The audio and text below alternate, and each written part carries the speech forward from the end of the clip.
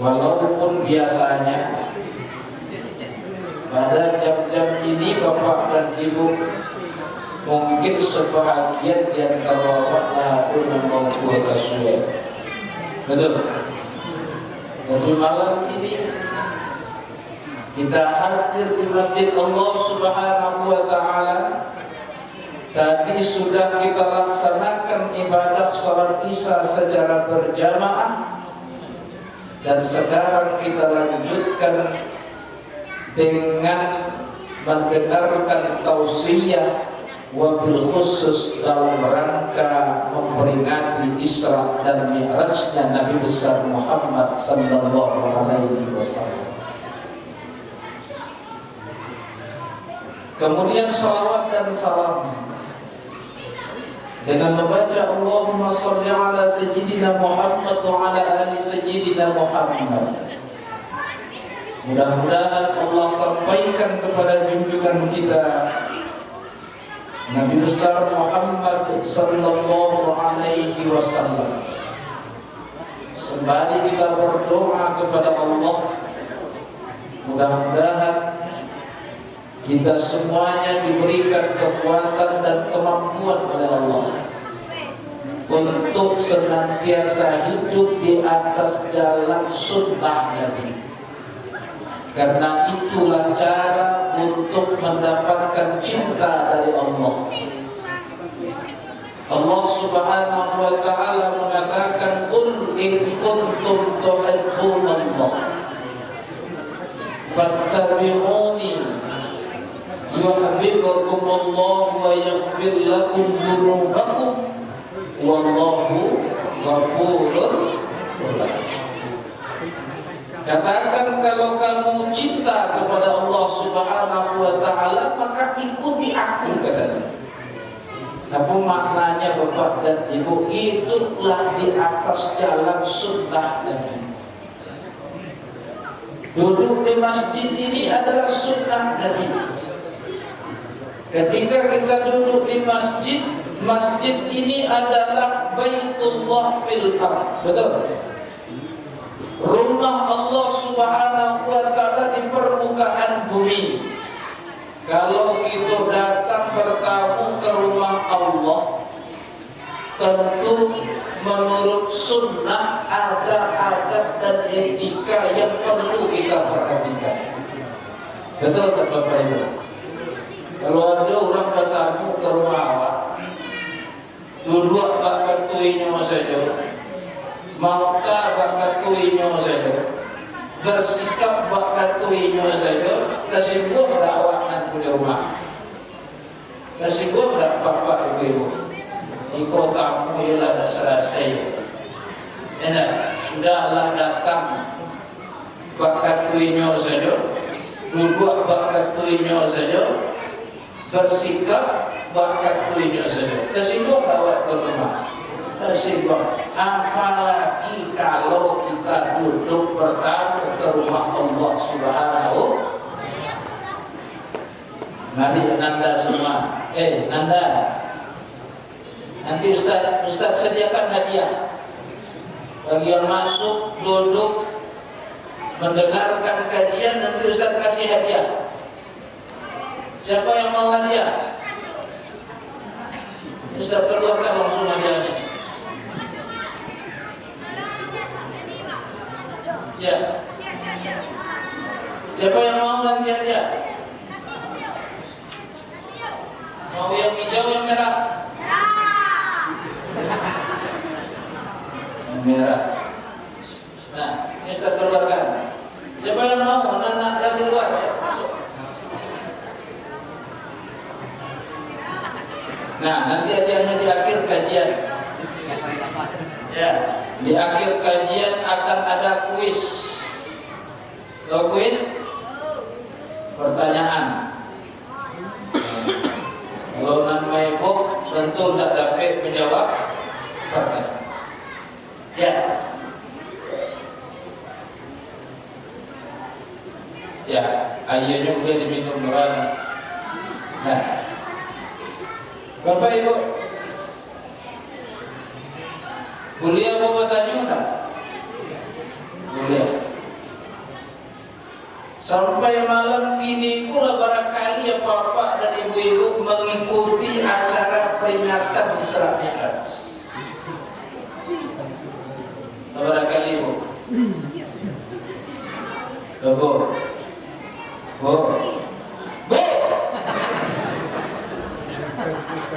Kalau Bu. Lah barangkali ya bapak dan ibu-ibu memperingati Isra dan Mi'raj. Tidak terkenal ya? Atau belum pernah sama sekali?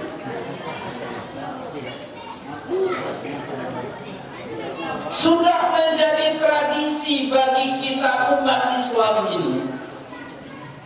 Setiap kali datang hari-hari besar Islam, apa saja hari besar Islam, sebutlah Isra Mi'raj, Maulid Nabi, Nuzul Quran, apa lagi?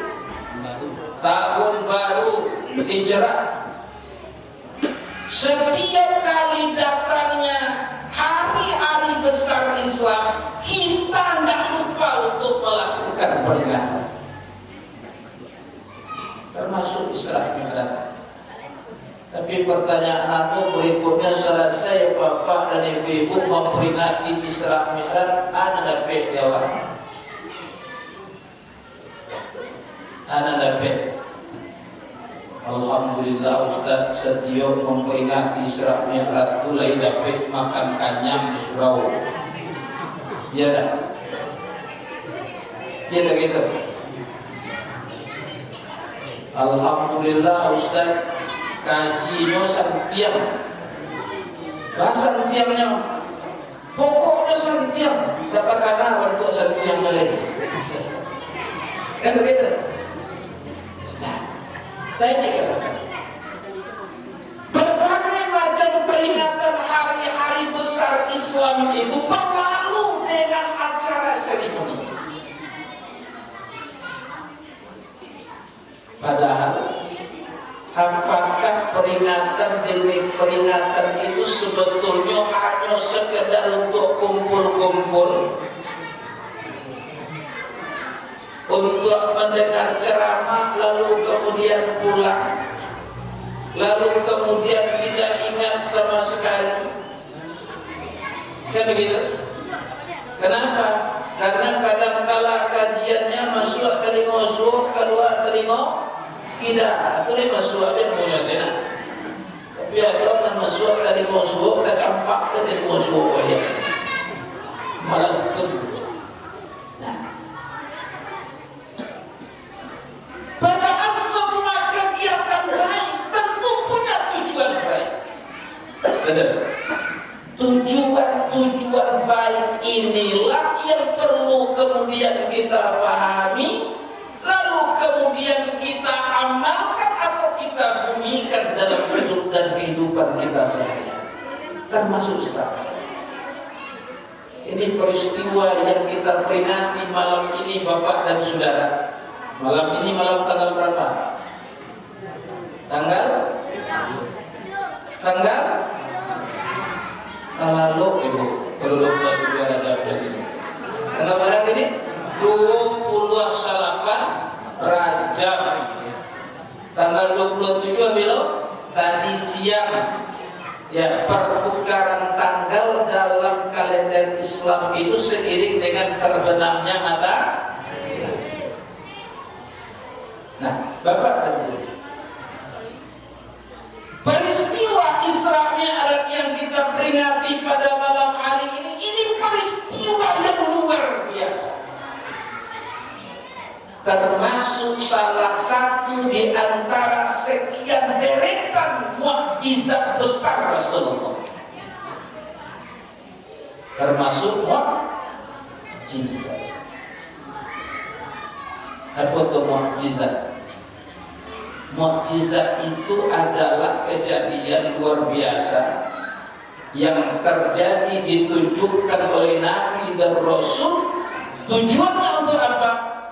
Untuk membuktikan perihal kerasulan beliau kepada umat manusia.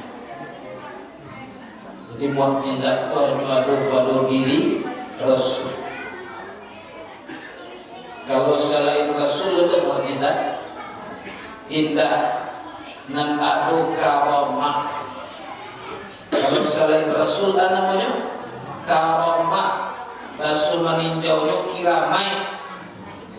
Ya. Apa Rasul meninjaunya? Kiramai. Rasul meninjau apa sama? Dia sama Allah. Kurang malah. Kalau nanya di bukit Sungai Batang, tapi ada pun kampung.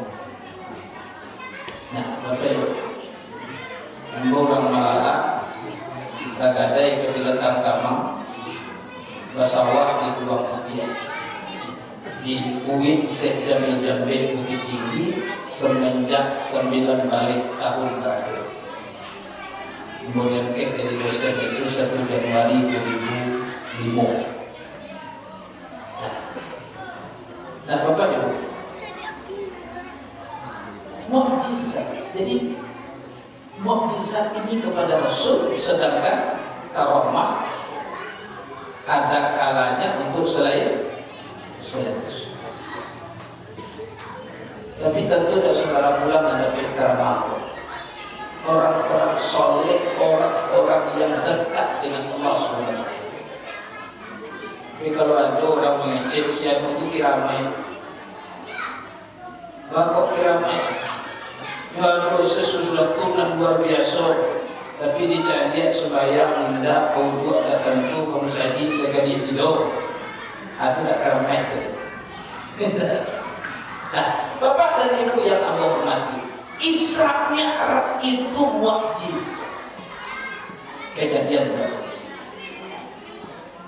Sehingga ayat Allah Subhanahu wa Ta'ala yang menjelaskan peristiwa besar itu diawali dengan ungkapan tasbih memuji Allah.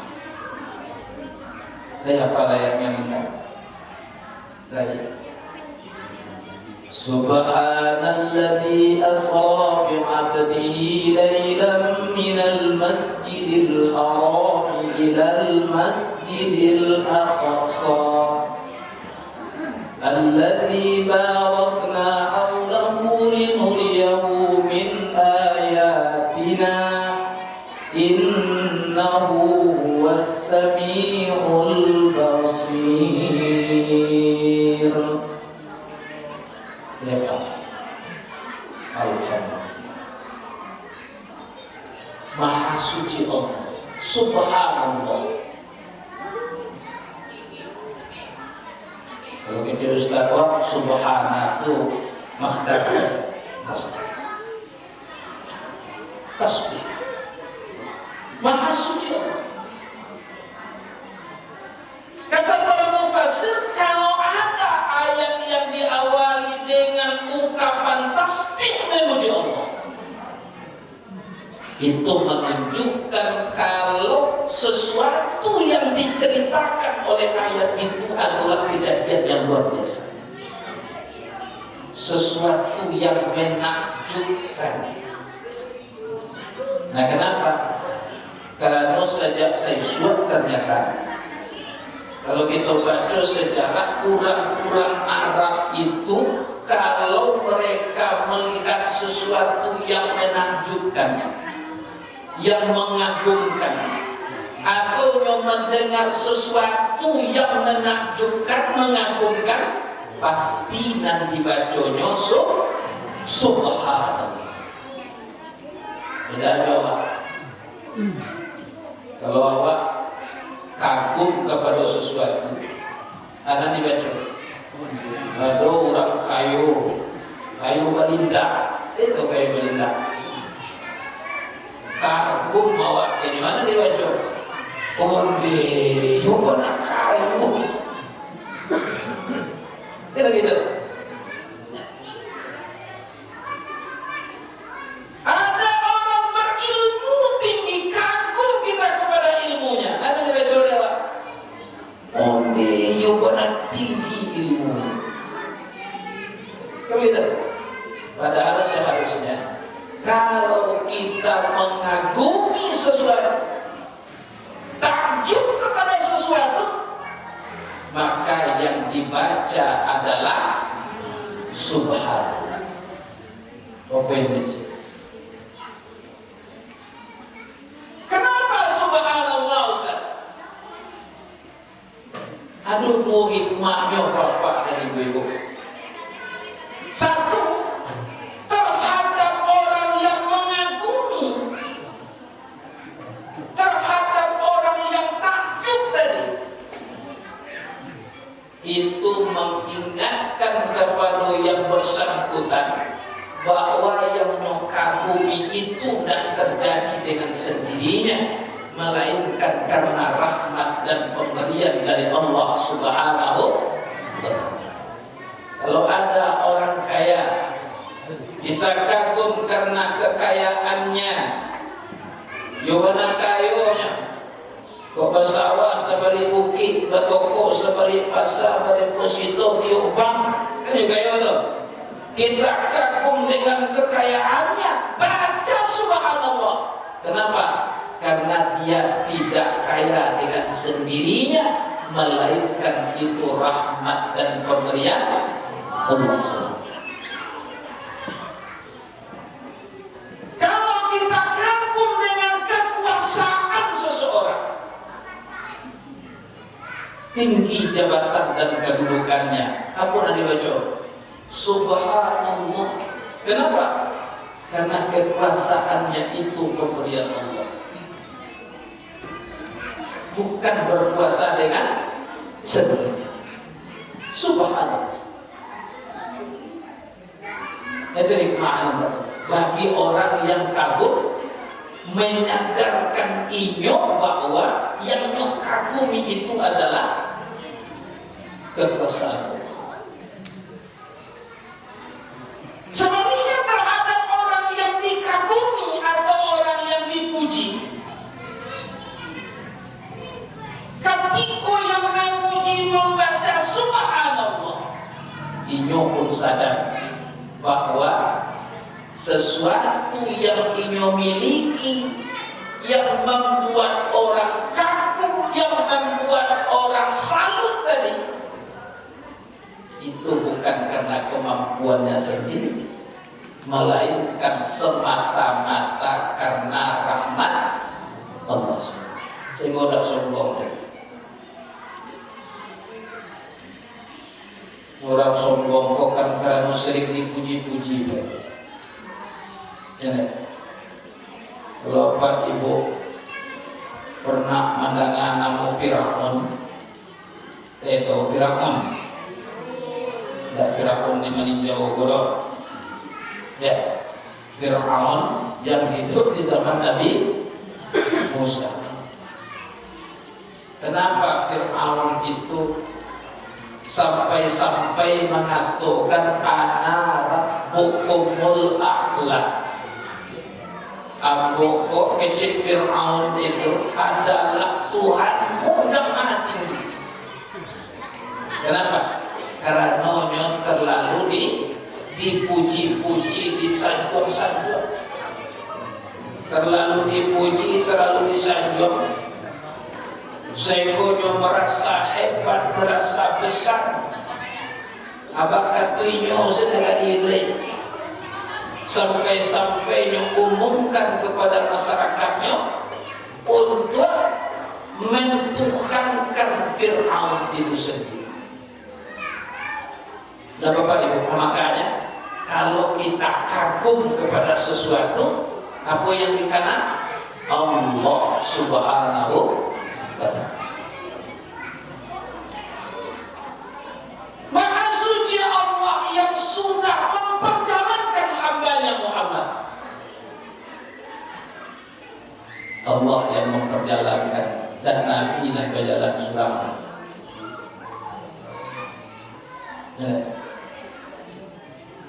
Ustaz Amar, kalau Ustaz Amar dan berjalan surat dari bahkan kami barang pukul 5 tadi. Kira-kira pukul barat ibu meninjau. Pukul barat kalau sampai kilo nangka nomor. Nangka nomor barat.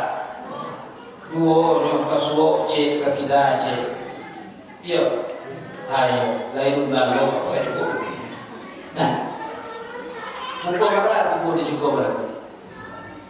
Tapi tidak berjalan suram, tidak diperjalankan. Kan gitu. Foto dan berjalan, tanam bodoh dua saja. Amak kau lain tipu di suku tadi. Salat maghrib kira sasi tu saja. Jambu masjid raya Maninjau tu Nabi Bayu. Sembahyang tadi Abu di Bayu. Telepon pemulih ke Abu di maaf Ustaz. Tadi kalau 28 10 minit tadi tipu di bawah sebenarnya tu. Boleh tipu di masjid raya. Geronya di masjid raya. Amin. Jadi Nabi Muhammad itu Isra dan Mi'raj di perjalanan. Allah yang memperjalankan, bukan Nabi Muhammad yang berjalan. Kalau Allah yang memperjalankan, jangankan jarak bainal haram ilal aqsa itu, dari Aqsa ke Sidratil Muntaha, lalu balik lagi ke bumi, lebih dari itu pun Allah sanggup. Kenapa? Innallaha ala kulli syai'in Allah Maha Kuasa. Kalau nyoba kehendak terhadap sesuatu, tinggal kun fayakun. Idza arada syai' an yaqula lahu kun. Nabi Muhammad di Isra.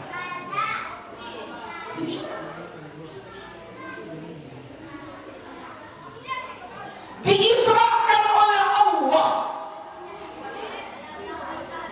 Kenapa? Karena beliau yang dipilih. Para banyak nabi dan rasul.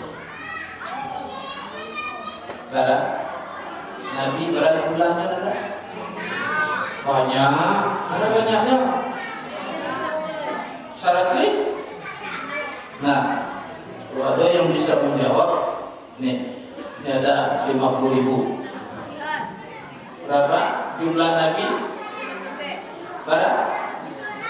Saratui 20 sampai 120 sampai 1000.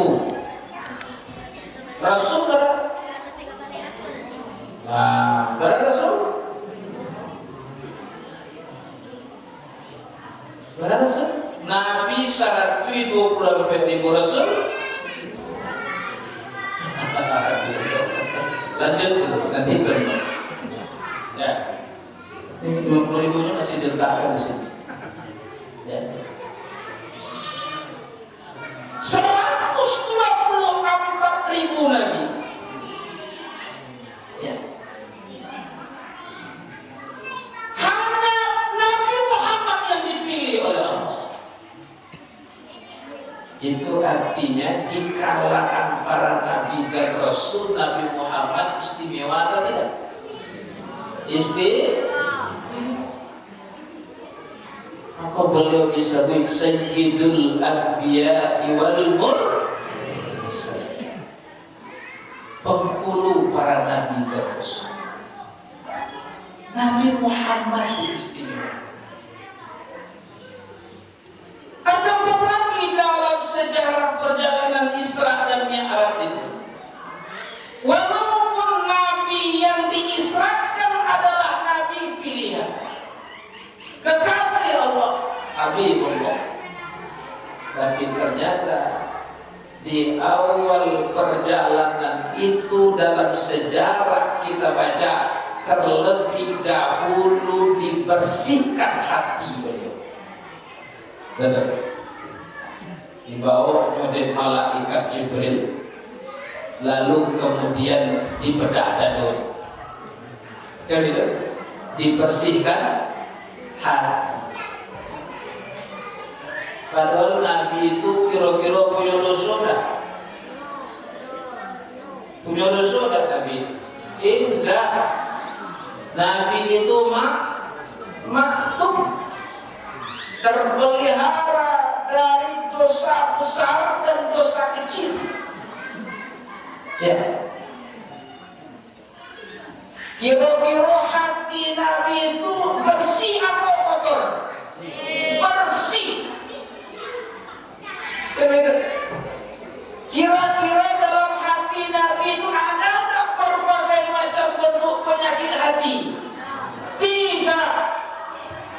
Tapi ternyata hati Nabi dibersihkan terlebih dahulu sebelum menempuh perjalanan yang luar biasa. Apa hikmahnya? Kata para ulama, para ahli hikmah, para ulama yang coba menganalisa peristiwa itu, ini sebuah pembelajaran kepada kita umatnya tentang betapa pentingnya kita membersihkan hati. Kenapa begitu? Karena hati itu adalah panglima di dalam tubuh. Apa hati itu? Segala sesuatu yang tampak di luar dalam bentuk perbuatan itu adalah gambaran sikap hati yang ada di dalam dada.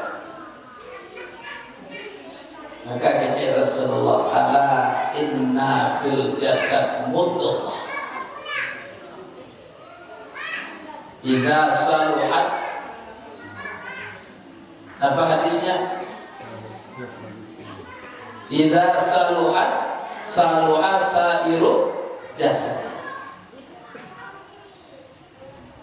Hati di dalam tubuh manusia itu, kata Rasulullah, ada segumpal. Ada namanya segumpal darah atau segumpal daging. Kalau baik dan segumpal itu, maka baiklah tubuh seluruhnya. Sebaliknya wa idza fasadat, apabila yang segumpal itu rusak, maka rusaklah tubuh seluruhnya. Di akhir ungkapannya kata Rasulullah, ala wahya al-qalb. Ketahuilah yang segumpal itulah yang disebut dengan hati.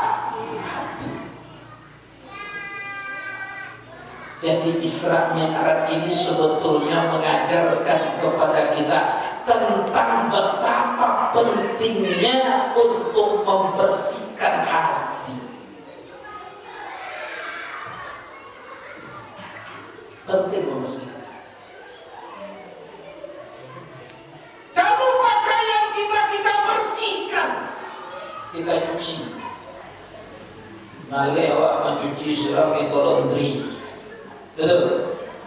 Enggak kalau dia sabun jadi sok.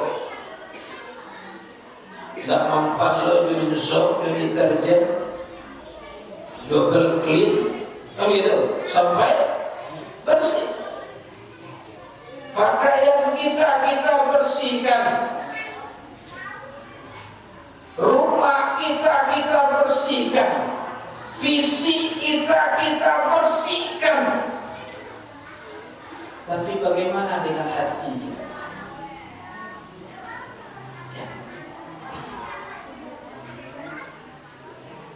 Apakah hati kita sudah kita bersihkan atau tidak? Kenapa hati perlu dibersihkan? Karena hati itu sentral. Segala yang terjadi dalam kehidupan kita umat manusia, bapak-bapak dan ibu-ibu, itu erat hubungannya dengan hati. Kalau hati manusia elok keseluruhnya. Kata gitu, hati itu sentral. Segalanya di situ. Dan elok hati. Dan sana hati.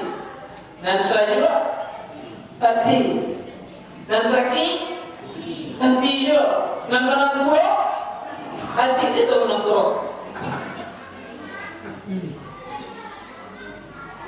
Semuanya hati. Maka hati atau jiwa itu harus tidak tahu. Adibala, ada doa, adibasuah, tiawa, masuhan, berarti bisa kan? Kan bisa. Bapak Ibu, kalau Abu Subah kini kok bapak dan ibu-ibu pulang, bapak ibu pulang. Tapi tidak jasad awak pulang, tidak visi awak, pikiran awak sudah pulang. Silakan saat ini pikiran apa-apa dan ibu-ibu pulang. Tadi mau rumah dulu, data bayang rumah awak, tak nampak pintu masuknya. Silakan kini pai ke kamar mandi awak masing-masing. Kenapa? Kira-kira kalau kamar mandi waktu kumuah kok samu tidak bersih. Iya. Kalau kamar mandi waktu kumuah, pakai waktu kotor, bakari, ya, berlumpur, berlumut, ya. Kira-kira kamu ada senang tak hati awak memakainya? Senang tak? Supaya senang hati memakai bak mandi itu. Di barasihan, baca lo barasihannya. Baca rohnya bu. Dikuras ikan wahanisinya dulu. Tahu gitu? Dibangan? Ikan isinya dulu. Sesudah itu dipres, digundar, ya. Nah, sampai berhasil begok, baru kemudian diisi dengan air nan baru. Kalau diisi dengan air nan baru, senang atau tidak hati memakai? Apa yang tujuh dia? Kalau kamar mandi kita saja kotor, kita tak suka, tak senang, dan kita harus memberasikannya. Begitu juga hati kita. Memberasikannya Pak Ustaz, itu sama juga memberasikan kamar mandi. Para ulama sufi mengajarkan 3 tahapan untuk membersihkan diri. Para 3 tahapan disampaikan oleh para ulama dengan istilah tazkiyatun nafs. Apa namanya? Tazkiyatun nafs. Mensucikan jiwa. Baca mana? 1, dikuraskan. Istilahnya takhalli.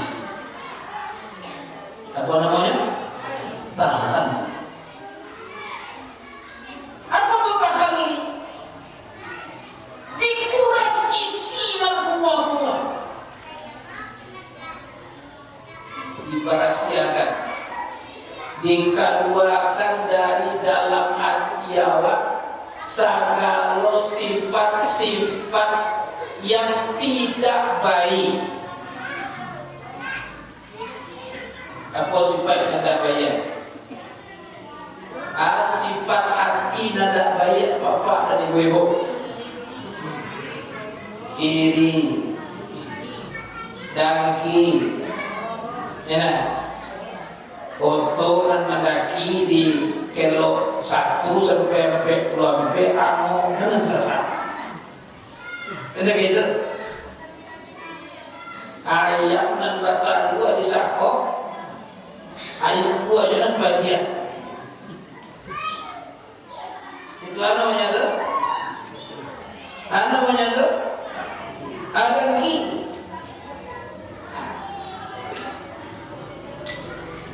Maka semua penyakit hati itu dikuras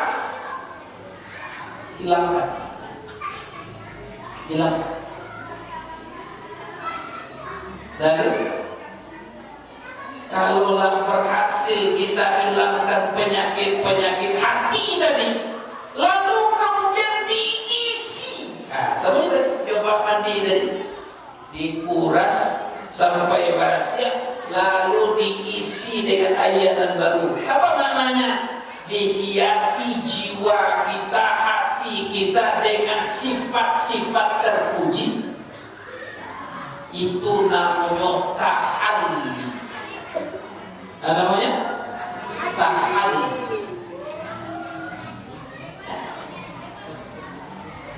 Jadi upaya yang pertama tahalli namanya, tahalli.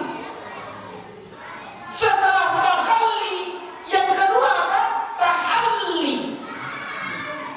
Tahalli diisi dengan apa? Baru kemudian timbul tajalli. Tajalli kuat akan tergambar sikap-sikap yang baik, yang ramah, yang senang, yang tenang.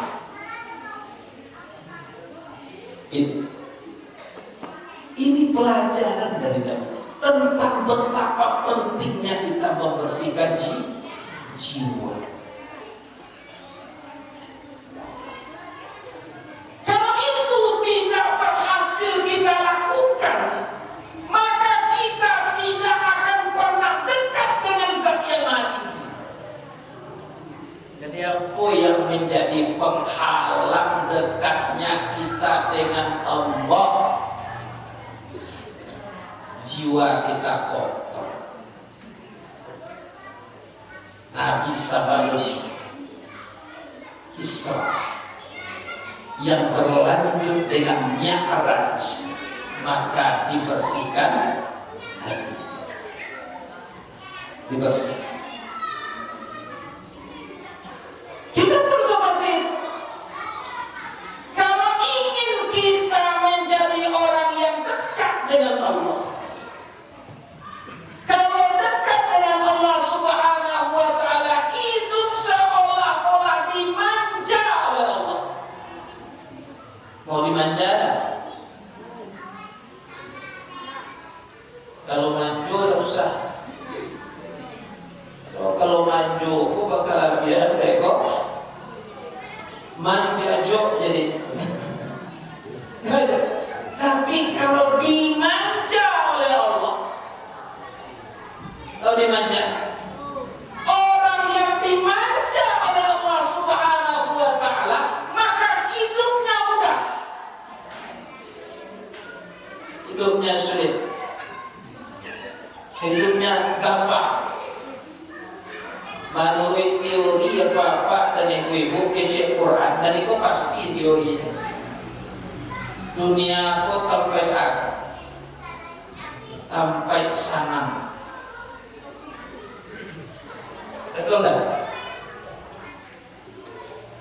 Walakum fiha mustaqarrun wa mata'un ila. Ini sudah Al-Baqarah.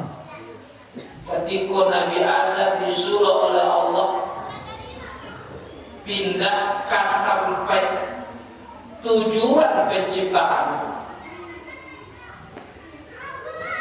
Adam diciptakan itu jadi khalifah di muka bumi. Ya Allah, bagi kamu di muka bumi itu sampai menetap dan sampai sana.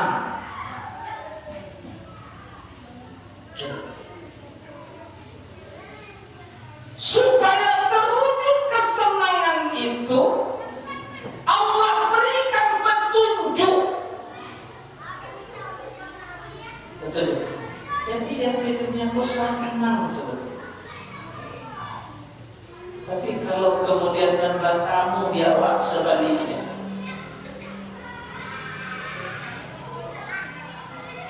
itu pertanda adonan salah dalam hidup dan kehidupan ini.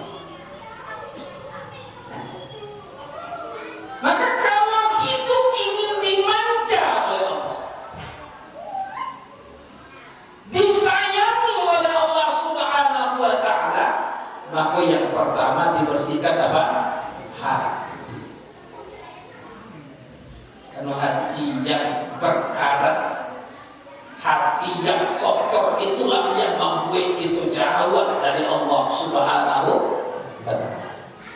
Jadi Nabi dibersihkan hatinya, lalu setelah itu apa? Diperjalankan menuju Allah.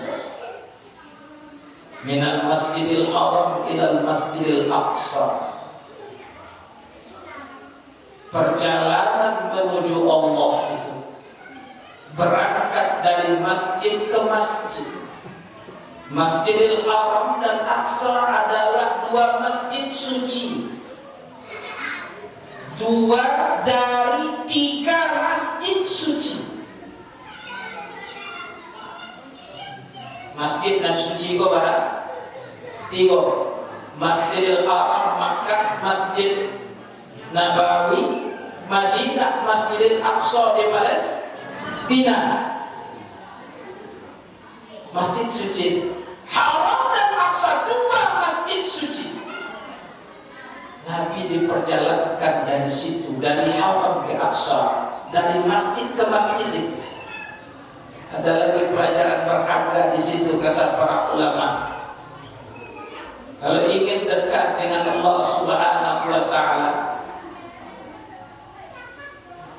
ingin dekat dengan Allah Subhanahu wa Ta'ala, dan kemudian hidup dimanja oleh Allah Subhanahu wa Ta'ala, maka kata kuncinya apa? Perdekat langkah ke masjid. Kalau beliau mau tahu bapak ibu Mas Haji Awarko, kalau subuh ini sering minggu, ini sering minggu, atau saluran timbul saya datangnya. Saluran timbul kan saya datang.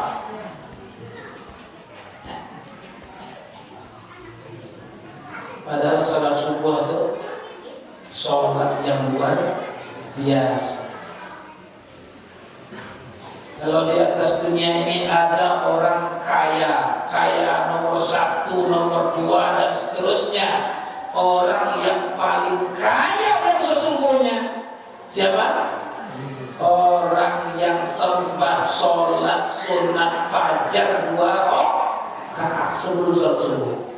Raka'atul fajri khairum minad dunya wa ma. Maka perdekat langkah. Tapi apa yang terjadi Bapak dan Ibu? Tidak lima-lima.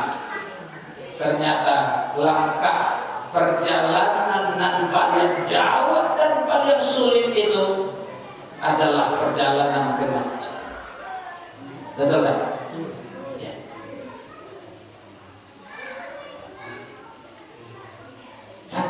Sampai dan jauh timur.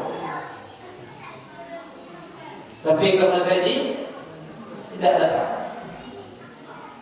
Kadang-kala masjid dekat dari rumahnya, tapi sholatnya tidak ke masjid.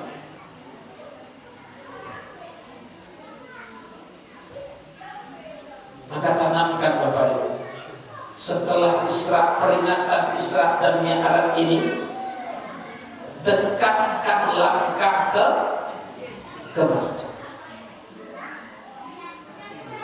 Ini sumber keberkahan hidup. Aqsa naik ke Sidratil Muntaha, Mi'raj namanya, sampai ke puncak yang luar biasa, arasnya Allah. Dekat dengan Allah, saling menyapa, memberi penghormatan. Kita baca sapaan Allah dan Rasulullah itu dalam sholat di akhir sholat kita, dalam tahiyat akhir kita. At-tahiyatul mubarakatus sholawatut tayyibatu lillah. Assalamu alayka ayyuhan nabiyyu wa rahmatullahi wa barakatuh. Ini kan kalimat sapaan Rasulullah ketika ada di hadapan Allah. Lalu dijawab oleh Allah, Assalamu alayka ayyuhan nabiyyu wa rahmatullahi wa barakatuh. Dibalik oleh Nabi balik assalamu alaina wa ala ibadillahis. Betapa indahnya sapaan itu loh.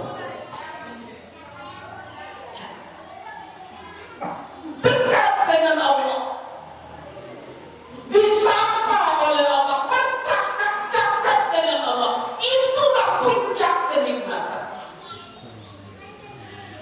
Dalam Quran ternyata puncak kenikmatan itu adalah inda liqa'i Rabb. Bertemu dengan Tuhan. Rasulullah bertemu dengan Allah, itulah puncak kebahagiaan. Maka langkah untuk sampai kepada puncak kebahagiaan itu Bapak dan Ibu adalah yang tadi, sucikan jiwa. Dikuras bak mandi awak tadi bertemu sampai kepada puncak kenikmatan itu. Saking hebatnya pertemuan itu, maka Nabi diberi oleh-oleh. Oleh-oleh ini juga untuk mensucikan umatnya. Apa itu? Sholat yang 5 waktu dalam sehari semalam, yang pada awalnya konon 40 waktu, lalu diminta kurang, tinggal 5 waktu. Oh, sampai 2 waktu itulah sholat wajib sekali semalam kawan. Kadang-kadang 5 waktu saya tinggal tak tahu. Ya, kadang-kadang sekadar membayar utang, itu bayar utang. Karena orang ejek azam suruh Allahu Akbar, Allahu Akbar, bayar utang saya.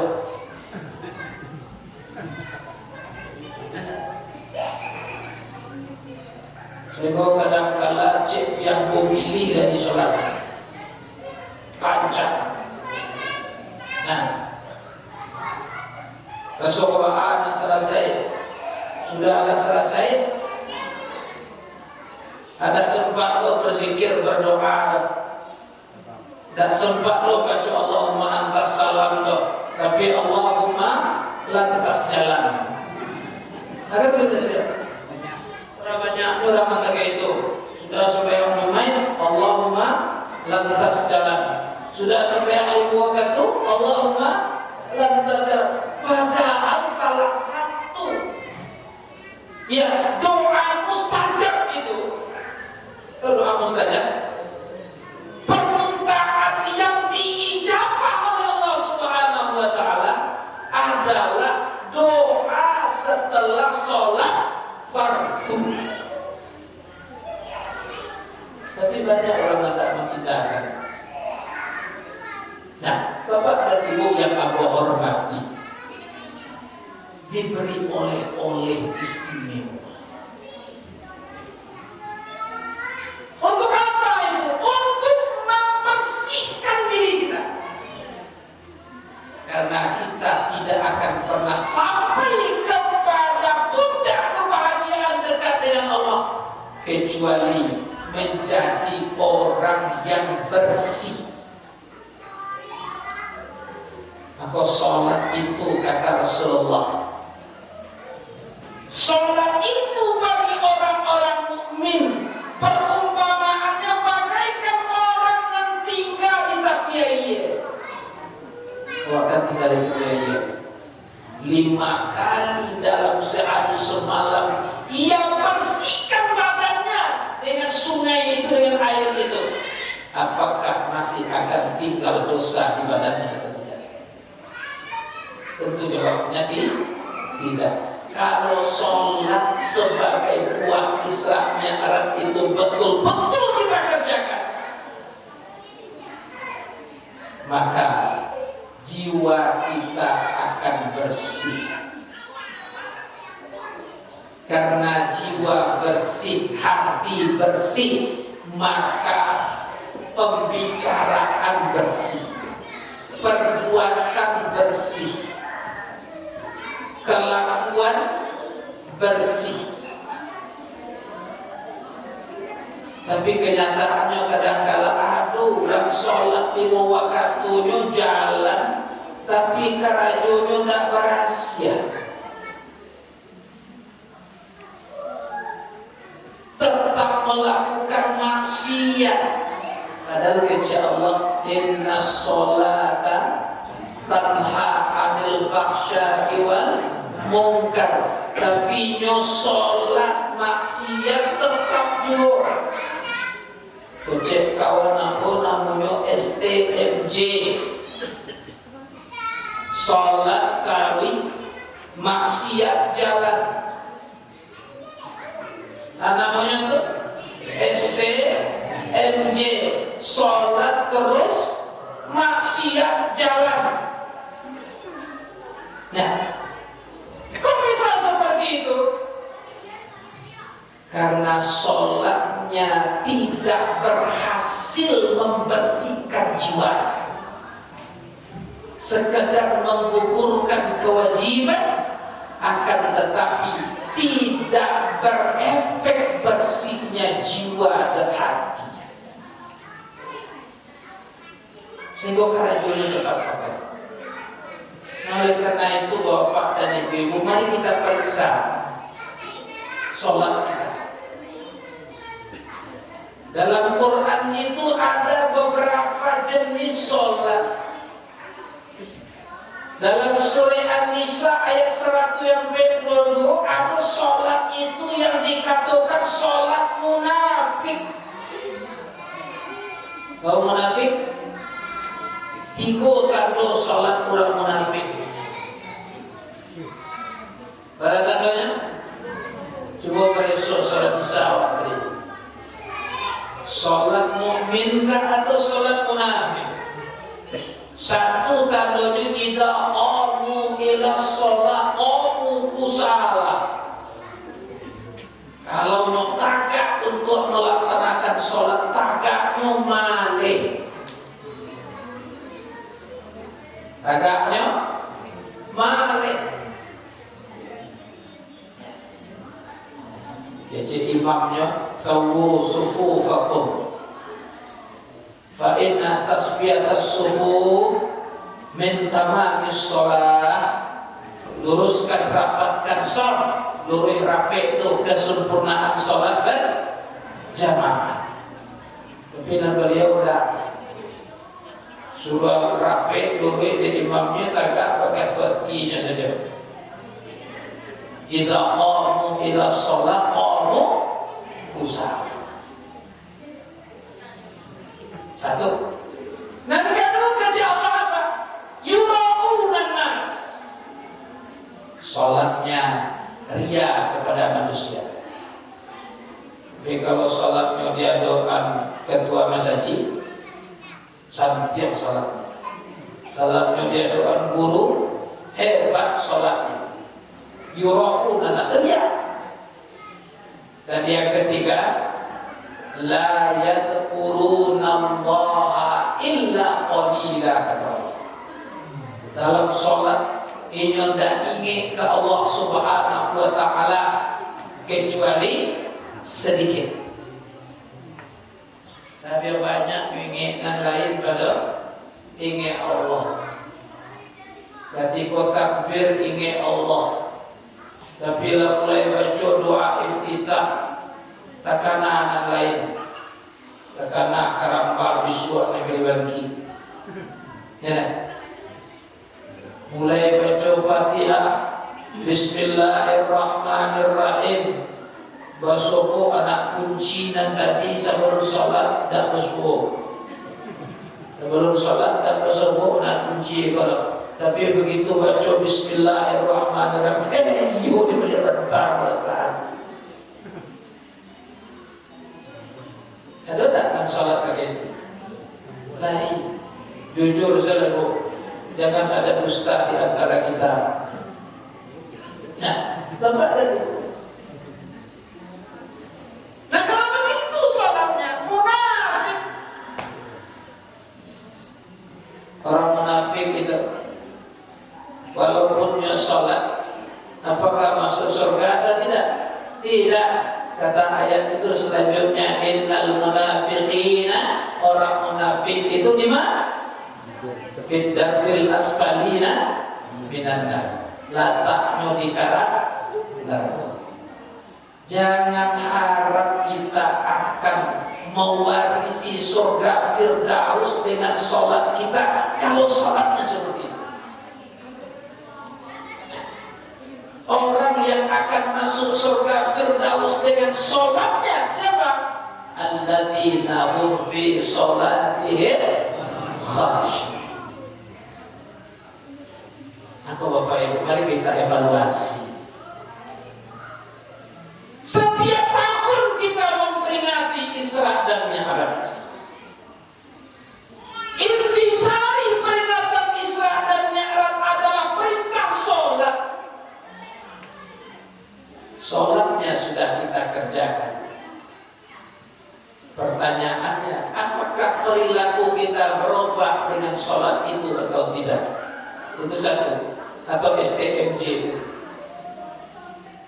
Yang kedua, apakah sholat yang kita kerjakan itu kira-kira sudah mengantarkan kita kepada Jannatul Firdaus, atau justru menempatkan kita di kerang-kerang neraka?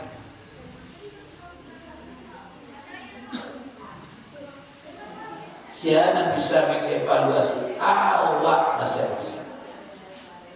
Jadilah sholat.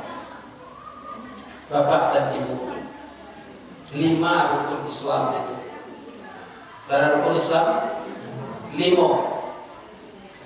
Satu-satunya rukun Islam yang wajib harian cuma sholat.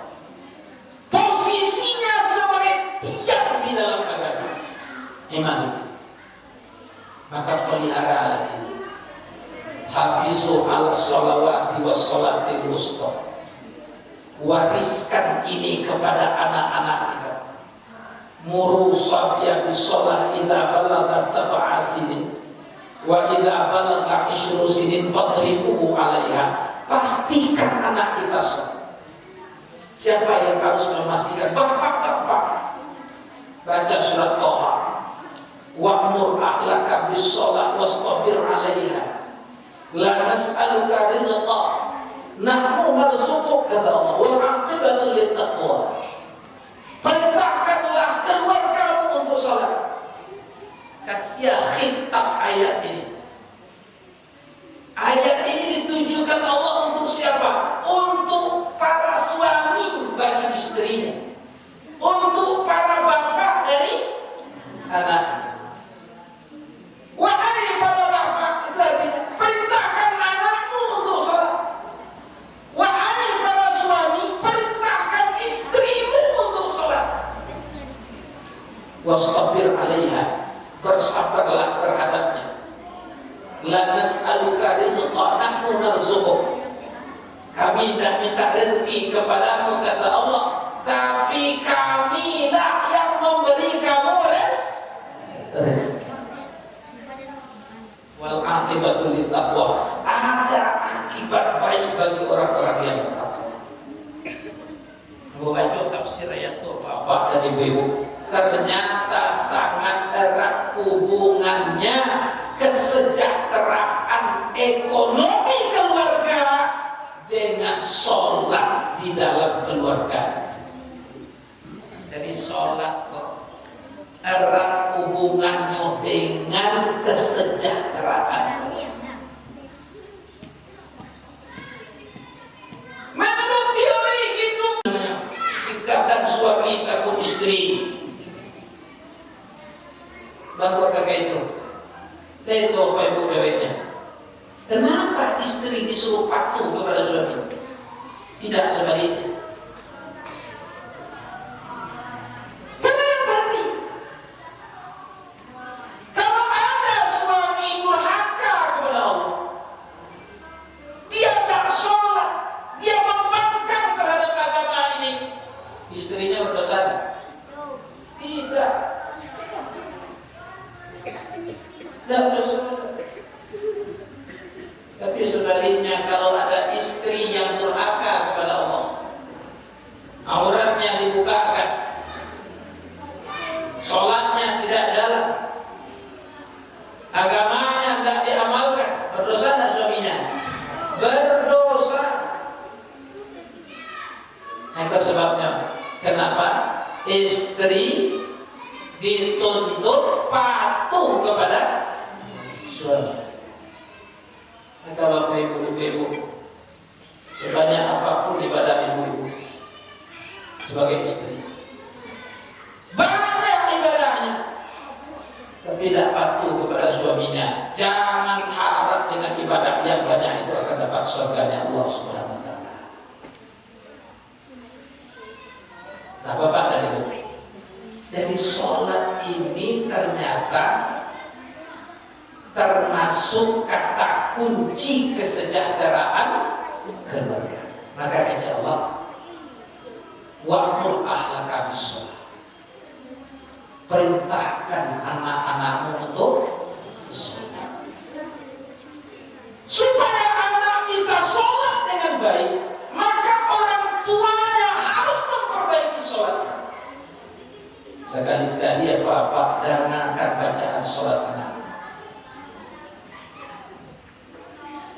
Sekali-sekali ya Bapak, dengarkan bacaan sholat istri.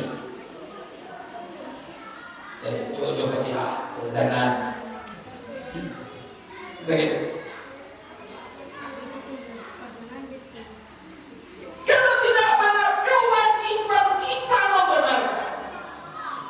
Supaya bisa membenarkan, tentu Bapak-bapak harus paham betul tentang bagaimana sholat yang benar. Dan inilah buah israfnya harus sholat.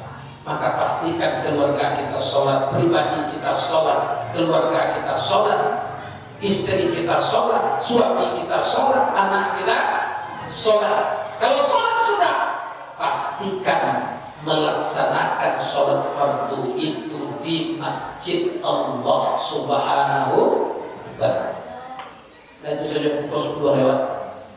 Mau kembali ke TV Bapak Ibu. Tidak sampai di situ. Mudah-mudahan ada manfaat dari yang kita bincang, karena ini sudah dikeluarkan dari siapa? Ananda. Ini untuk anak-anak. Mau nggak hadiah ini? Mau. Siapa yang bisa membaca surat Al-Isra ayat 1? Silakan. Ya, boleh, Kemi. Nah, ayo baca di situ. Kakak. Silakan, kakak. Ya, di situ aja. Sebutkan namanya siapa? Assalamualaikum dulu. Assalamualaikum. Coba. Assalamualaikum warahmatullahi wabarakatuh. Waalaikumsalam warahmatullahi wabarakatuh. Ya. A'udzubillahi minasyaitonir rajim. Bismillahirrahmanirrahim. Subhanallazi asra bi abdihi lailam minal masjidil harami ilal masjidil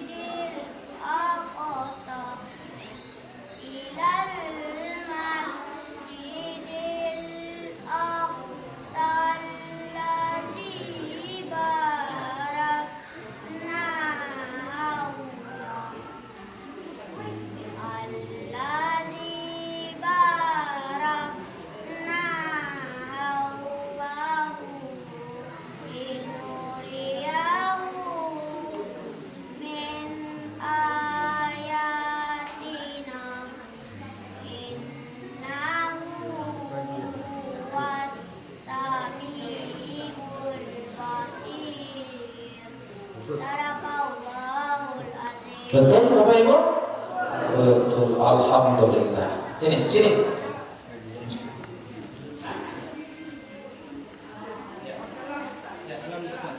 Namanya jidat ya. Selamat ya. Nah, Bapak dan Ibu itu saja. Itu saja malam ini, mudah-mudahan bermanfaat. Waduh nanta-nanta karena ketingguan turun. Mohon dibukakan pintu maaf ya. Bapak Ibu dimaafkan. Berbanyak maaf. Billahi taufiq wal hidayah. Assalamualaikum warahmatullahi wabarakatuh.